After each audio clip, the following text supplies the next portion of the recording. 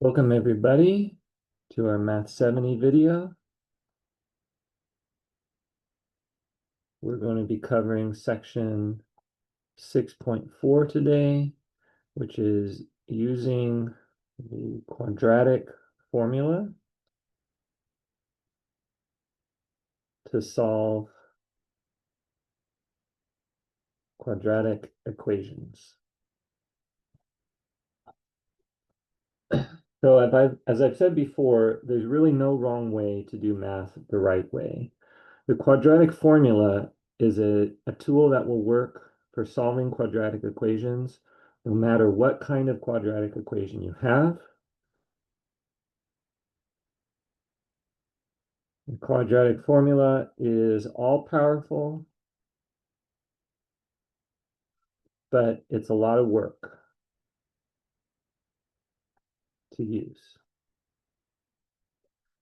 So there are times when I recommend you turn to the quadratic formula, but a lot of times I'm going to say, see if you can solve a quadratic equation another way.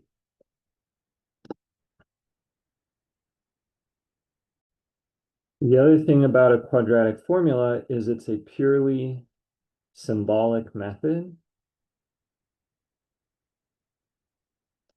No pictures, words, or numerical approach.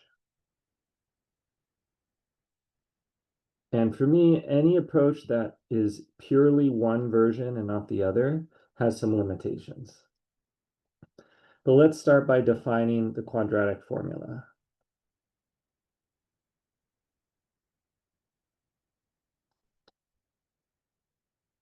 And it's going to look nasty because it's all powerful, but a lot of work to use. So if I have a quadratic equation, and remember that is some x squared, but we're going to multiply that by a number ax squared plus bx plus c, and it equals 0. A, b, and c are all numbers. I don't care what numbers they are. They could be positive, they could be negative, they could be fractions, they could be decimals. But if I have this quadratic equation, then assuming there are solutions, real number solutions, the two solutions are x equals minus b plus the square root of b squared minus 4ac, all divided by 2 times a. And x equals minus b minus the square root of b squared minus 4ac, all over 2a. You plug and you chug. Take your b, your a, your c, put them into this formula, chug it through, and that's going to give you a solution. And notice the difference in these two solutions are the plus symbol in the first and the minus symbol in the second. You will often see the quadratic formula written as minus b plus or minus the square root, etc., but I like to break it into two pieces to emphasize that there are two solutions. Let's use it.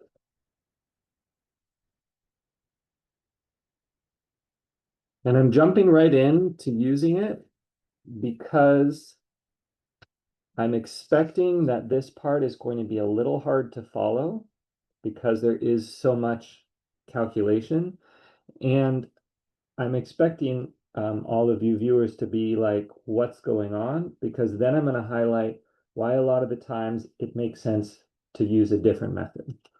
So let's solve x squared minus x minus 6 equals 0 using the quadratic formula. So I need to find my a, my b, and my c. And when we have our formula, we always do a plus b and a plus c. So when I match, I'm going to say A is 1, plus B corresponds to minus X, so B must be negative 1. And plus C corresponds to minus 6, so C must equal negative 6. And then I remind myself of the formula. X equals minus B plus the square root of B squared minus 4 times A times C all over 2A.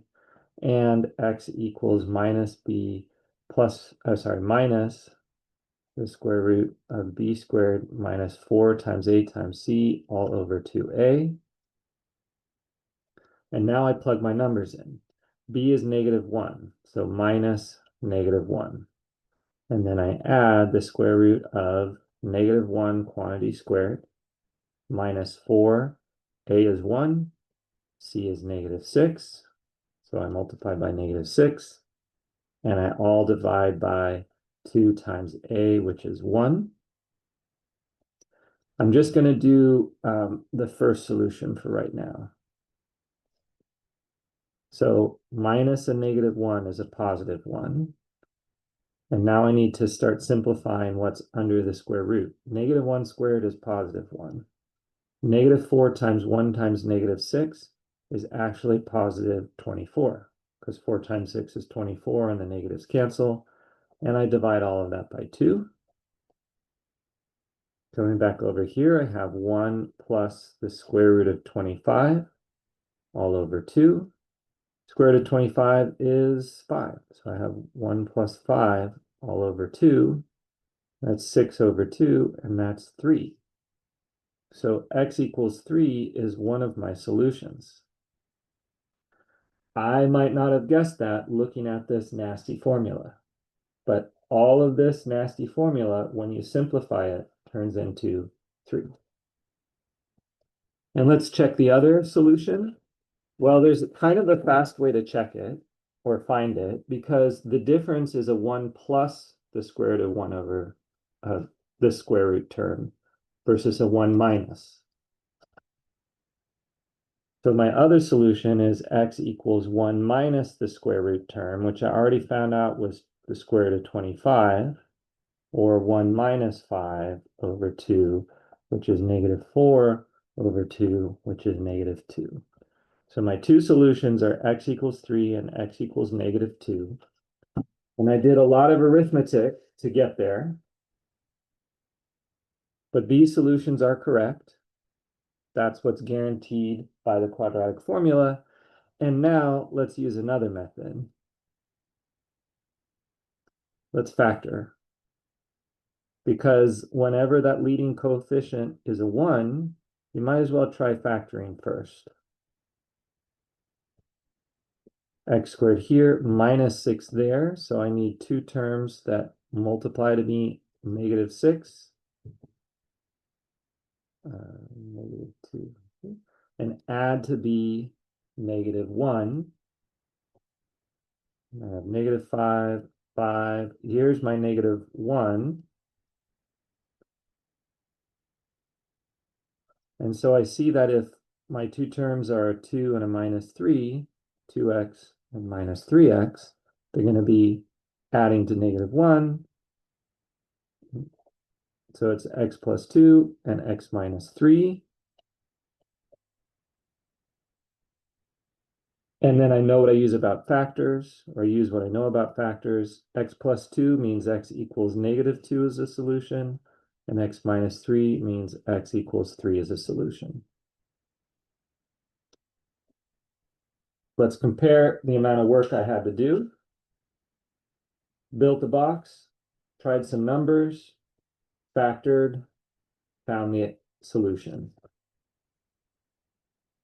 Built a formula, chunked through the formula with a lot of multiplications and a whole bunch of negatives to keep track of, a square root and a division, and I end up with the same answers.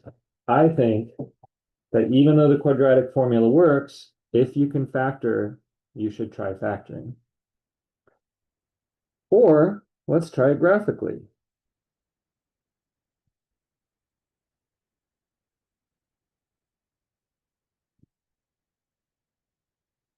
This one's easy enough. I'm not actually going to put it into Desmos, but there are other ones that I could put into Desmos, and I will later.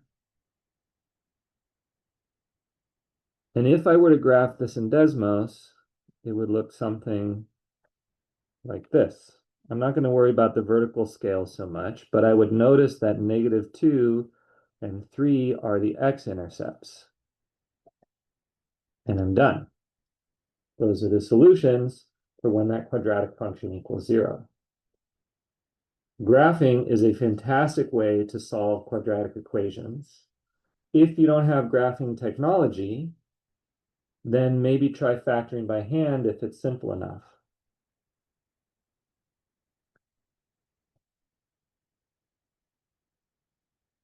All right, let's do another one. All right, let's solve the equation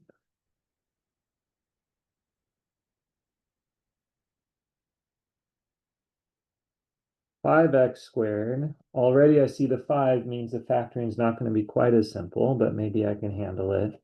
Minus plus 19 over 6x. And as soon as I see that, I know I'm not going to be factoring using the box method. Minus 2/3 equals 0. Yeah, I definitely do not want to be solving this using the box method. As soon as I have to multiply it to be a fraction, it gives me really infinite possibilities. It's not worth it. So I can use the quadratic formula. It always works. It's all powerful, but it sure is a lot of work.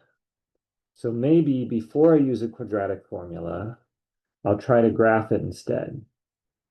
Maybe I'll be lucky and graphing will give me some nice, simple answers. So let's go take a look at Desmos and put it in there. 5x squared plus 19 over 6x minus 2 over 3. Well, I have two x-intercepts. And let's see what those are. I have one here at minus 0.8 and one here at 0.1666667. Those don't look great, but these are actually rational numbers. Minus 0.8 and 0.16 repeating. If you have a repeating decimal, it means it is a rational number. So let's just see if we can figure out what those are. So first of all, let me write down x equals -0.8 and x equals 0.1666 repeating are the solutions. These are rational numbers, i.e. fractions. So I should be able to come up with fraction versions of them. And let me just remind myself, okay, -0.8, that's -8 over 10. All right, that's one way to figure out the rational way to write it, because it's just a decimal. And I can actually reduce that to -4 over 5.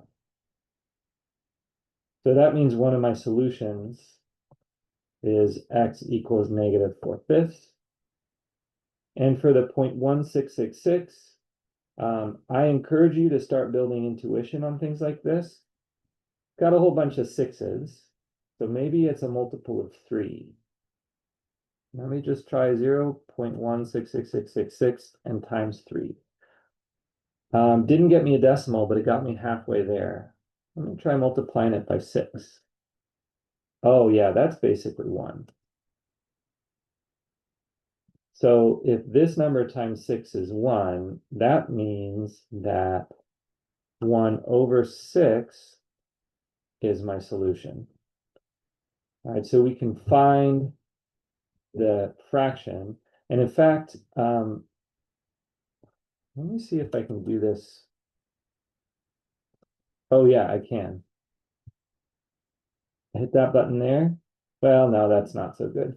This button here will convert decimals to fractions, but unfortunately, it doesn't do repeating decimals so well.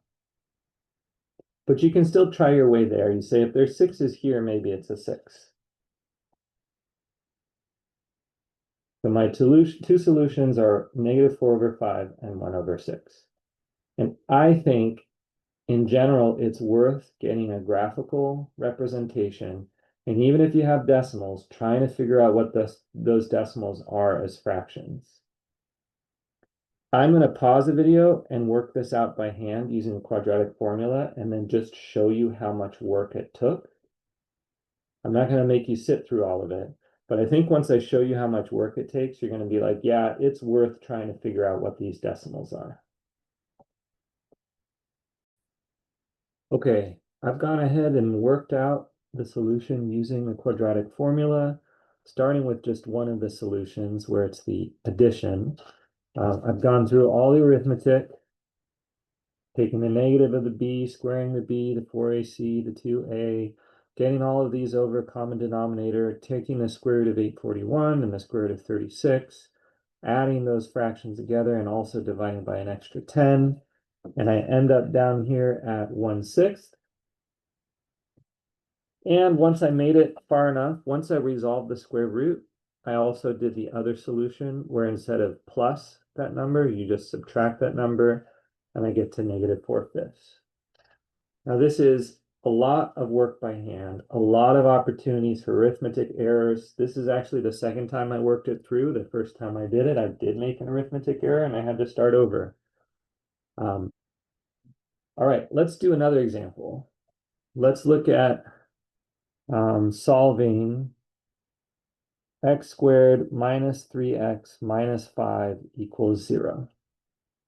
Now I look at this and I know quadratic formula, that would always work. And so I could just skip right to it if I wanted. Or I could say, well, that's a leading coefficient of 1, so maybe the box method and factoring would be useful. Let me try that real quick.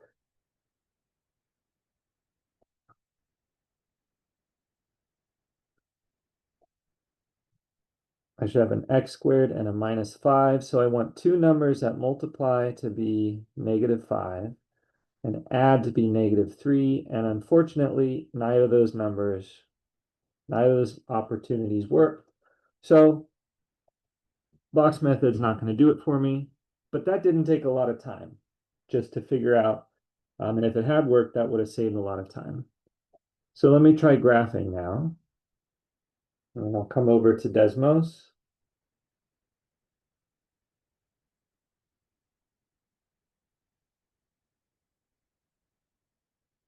X squared minus 3x minus 5. Okay, it definitely has two x-intercepts, but I click on them and I look at those decimals and I think, yeah, I don't know if that's a rational number. -1.19258. That's hard to say.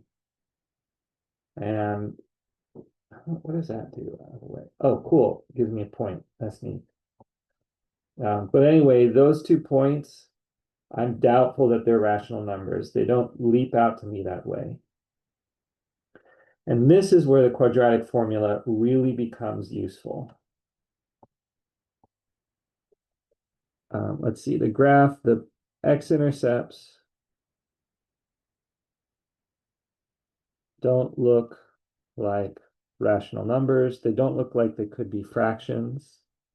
Certainly not whole numbers. I already figured that out with the box method. They don't look like rational numbers. And so the quadratic formula works no matter what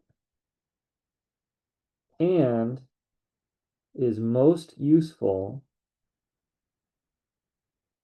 for finding what are called exact answers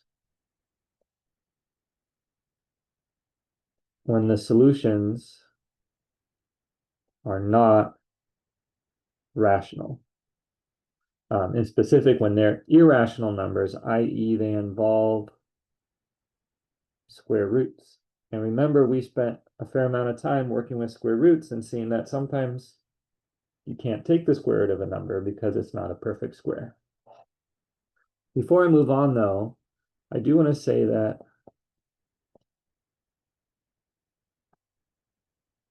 these 2 points, negative 1.9258 and x approximately equal to 4.19258, those are reasonable solutions. Those are probably close enough to use, but they are not what we would call exact answers. These are approximate answers because they're decimals that aren't exactly the number. So the quadratic formula works no matter what and is most useful when we want exact answers and the solutions are not rational. Unfortunately, the A, the B, the C here are, they're simple enough, x squared minus 3x minus 5, that the arithmetic is probably not going to end up too difficult. So let's use a quadratic formula. The A here is 1 because it's x squared. The B is negative 3 and the C is negative 5. And I'm going to do minus B plus the square root of B squared minus 4AC, all divided by 2A. And I'm also going to come back and I'm going to do the negative of the square root term, but I'll just wait a little bit for that. B is negative 3. Negative minus 3 plus the square root of minus 3 quantity squared minus 4 times 1 times negative 5. That's a negative. All over 2 times 1. We get our formula set up, and then we start chugging through it. So the negative of a negative is a positive 3, plus the square root of minus 3 squared is 9. Negative 4 times 1 times negative 5 is 20, all over 2.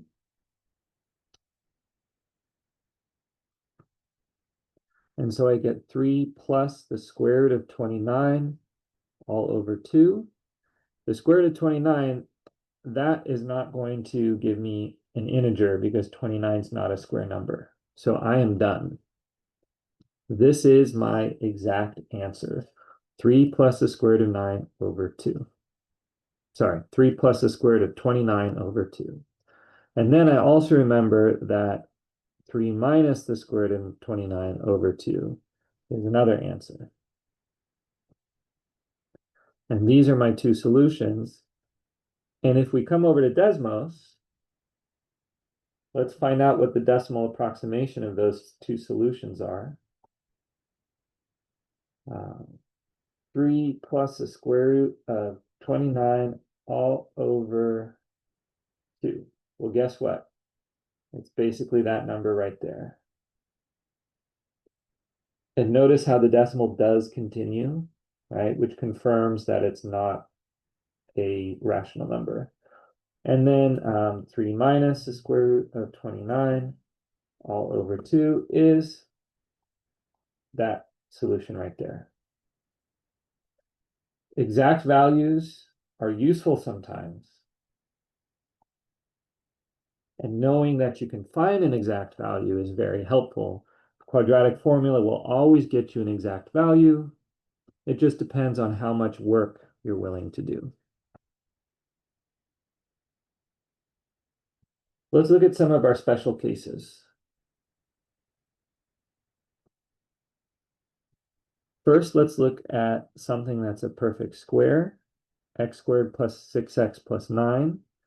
If we want to solve this, and we were to factor using the box method or the special case method, we'd see that's x plus 3 squared equals 0. And that means x equals negative 3 is the only solution. It appears twice. And if you were to graph this, which is always a good idea, you would find out that it looks something like this, and it touches right there at negative 3. And because it's a good idea to practice using the quadratic formula, especially when you know what you should be getting, let's take a look at what I get when I use a quadratic formula. A equals 1, B equals 6, C equals 9. minus b plus the square root of b squared minus 4ac all over 2a. And I also know I'm going to do a minus the square root. So I have a minus 6 plus the square root of 6 squared minus 4 times 1 times 9 all over 2 times 1. Sixes and b's can look alike. That's tricky. Minus 6 plus the square root of, well, 6 squared is 36. And 4 times 9 is 36. So the 36 minus the 36 drops out. That whole square root goes away. And I just have minus 6 over 2, which is minus 3. And that's exactly what I was supposed to get. That's my x. And even if I try to do the other one, the minus 6 minus the square root, well, I'm still taking the square root of 36 minus 36, which goes away. And that's still negative 6 over 2, which is negative 3. I have only one solution. So the quadratic formula can give you a little bit of confirmation that you should have one solution. Let's solve another special case. Let's solve x squared minus 4 equals 0, which we remember means it should be x minus 2 times x plus 2, so that my solutions are x equals 2 and x equals negative 2. This is the difference of squares.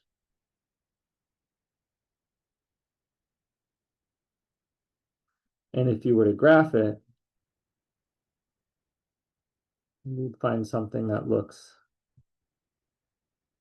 like this, where it crosses at negative 2 and at positive 2. And so now let's practice our quadratic formula, the purely symbolic way of doing it. No intuition needed, just plug and crunch. I'm going to jump straight to, no, I'm going to say a equals 1. This time b equals 0 and c equals negative 4. So my formula, minus b plus the square root of b squared minus 4ac all over 2a, the b term's just going to go away. That minus b is minus 0, so I just have the square root, and b squared is 0 squaring.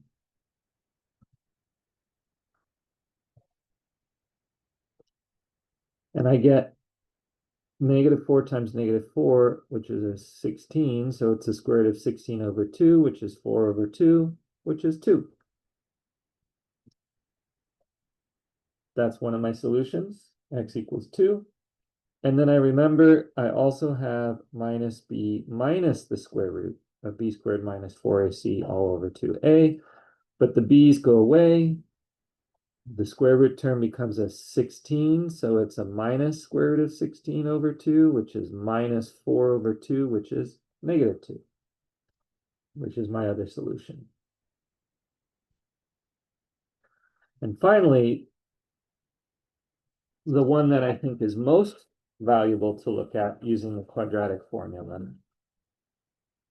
our third special case is can I solve, and that's a giveaway, x squared plus 25 equals, let's not do that one. That one's a little big. Let's keep it super simple. How about x squared plus 1 equals 0? Now, if we tried the box method, we'd see this can't factor, which means there are no solutions. And if we were to graph it, we'd see it looks something like this. Never touches the x-axis, so there are no solutions. Now let's try the quadratic formula way.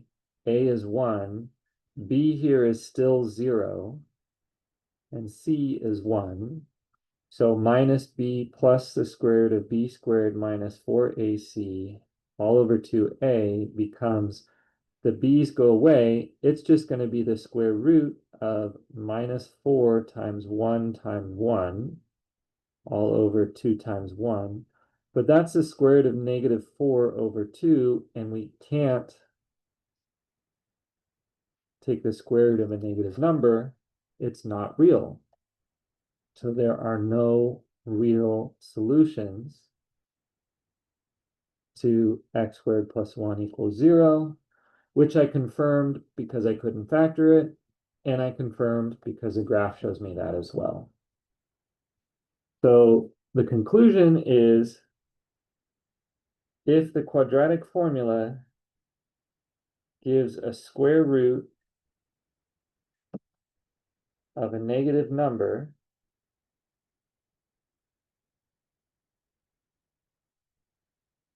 then there are no real solutions. And that wraps up our video. Thanks for watching.